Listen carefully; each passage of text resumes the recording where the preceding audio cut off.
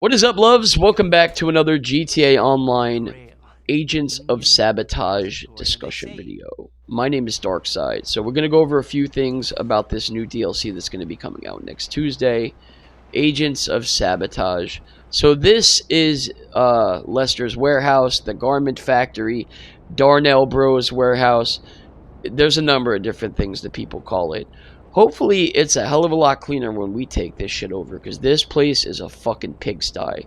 Like, there's all these sewing machines all over the place. Hopefully, we don't have to deal with that. You could definitely tell it's the same business from the, from the trailer because of the half or semicircle windows. And this is probably going to be a personal quarters right here. You're probably going to be able to get all that upgrades, weapon locker, paint it how you like it, things like that. I'm expecting the computers are probably going to go somewhere right here, facing the window or something. So, yeah, I wonder if we're going to have someone who does that for us, or if we sit down at the computers ourselves and start up the missions. So we'll just have to wait and see how it goes. But yeah, this is the warehouse or the garment factory. You can head over here in story mode as long as you've completed the jewelry store robbery and you met Lester. You can come over here and check it out for yourself. So a lot of people are like, how much will it cost? We're going to take a look at some of the properties from the last two updates. The salvage yards, the lowest one being, what was it, like 2.3 million, something like that, upwards of maybe like 2.6, I think. Some of them I think were even as like $2 million. So I would stay away from anything in Paleto Bay or Grapeseed, because you already know, if you don't know by now, but you should know this, that most of the missions are going to be in the city. And if you don't have a flying vehicle, it's going to make it very difficult for you to get back and forth. You're going to be wasting way more time driving around the map than you are doing and completing the missions, which is really annoying. Moving on to the next thing are the bail bonds businesses, which are on sale right now for this week. I think the most expensive one is like 2.5, 2.6 million, something like that. They're 30% off. I think the cheapest one is out in Pluto Bay. It's like 900K right now this week. So, but yeah, stay away from anything up all the way at the top of the map. Please do yourself a favor. Moving on to some of the new vehicles. We're going to talk about this new cop car that everyone is going crazy for. So, with the most expensive cop car that we got with the I believe it was the Cluckenbell robbery, this Gauntlet Hellfire, it was like $5 million, right? So you can probably expect to pay every bit of like $4 million to $7 million for this newer cop car that's going to be coming out, because it's a cop car and it's also a sports car. This one, the Croquette or whatever it is, which is like a generic version of a Corvette. So, yeah, I would expect to probably pay at least $5 million to $6 million for that bad boy. So, the Tula also coming back. I don't know if this is going to be a new and upgraded version. I don't own this in game, but yeah, it's something that you might want to possibly think about getting.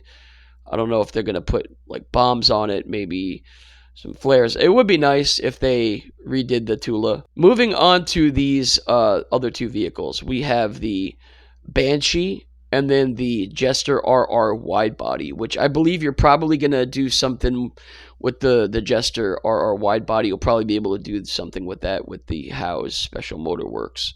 You'll probably be able to put like extra paint things on it and all that. I'm not a car guy, guys, so I can give a shit less about that. Some people get really involved and really intricate in that shit. I don't really fuck with any of that.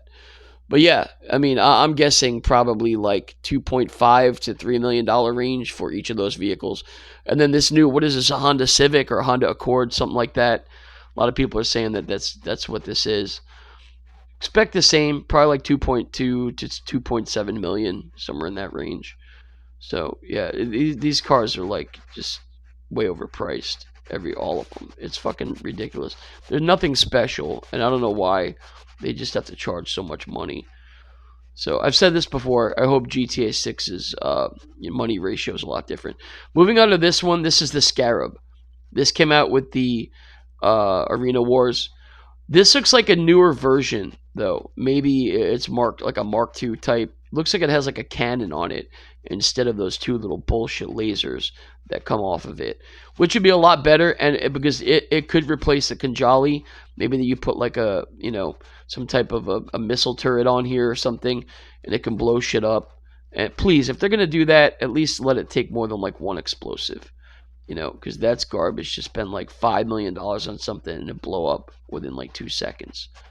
They do that a lot. Rockstar really nerfs the good shit, and they don't do anything for the fucking shitty vehicles. They make them take like 2 or 3 hits. It's fucking so dumb. But yeah, they have it all ass backwards. This could possibly take over for the Kanjali though. It's a lot faster, and yeah, maybe they could add some extra armor on it, make it like a Mark II variant type deal. So that'd be fun to see. And actually, I want to point this out. We're in the Doomsday tunnels here from the Act 3 Doomsday scenario. Moving on to the fan art here, the screenshots. I want to go over each one of these one by one, right? So each corner. Actually, I'm not going to cover the bottom left because that's pretty self-explanatory because we're just diving. Or the bottom right, we're just driving in those. Yeah, there's nothing too specific to look at in those. But here we have an explosion going on. I don't really know. That's like a truck, like a military truck in the air. I don't know what it's doing up in the air, but and how we're blowing it up in the air. Unless it's being carried somewhere by another helicopter and we have to take that helicopter out.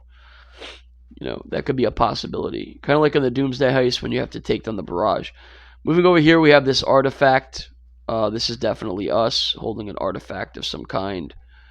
I'm wondering if this is going to be like a secondary target thing. We have to do something kind of like how the bail bonds were, and you have to steal the painting or steal that lady's mask, a movie prop. Like this might be a secondary thing, you know what I mean, along with the mission that you make a little extra money on. I think that that's probably what this is. I don't think that we're actually going for that.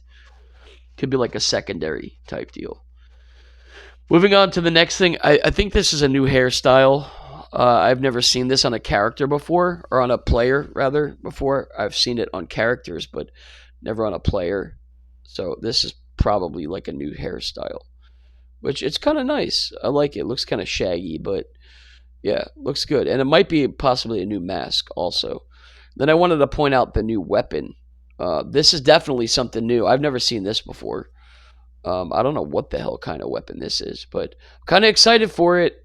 Hopefully they don't fuck it up like they did that battle rifle bullshit. At least I think that's a new weapon. It doesn't look like anything I've seen before. I could be wrong.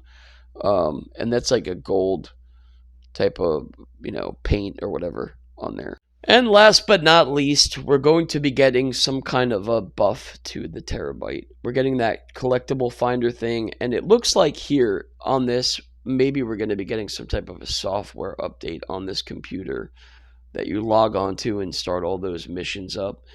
Yeah, so, besides the thing on your phone that they talk about, this looks like, I don't know why we would be coming on here and they're putting this directly in this trailer.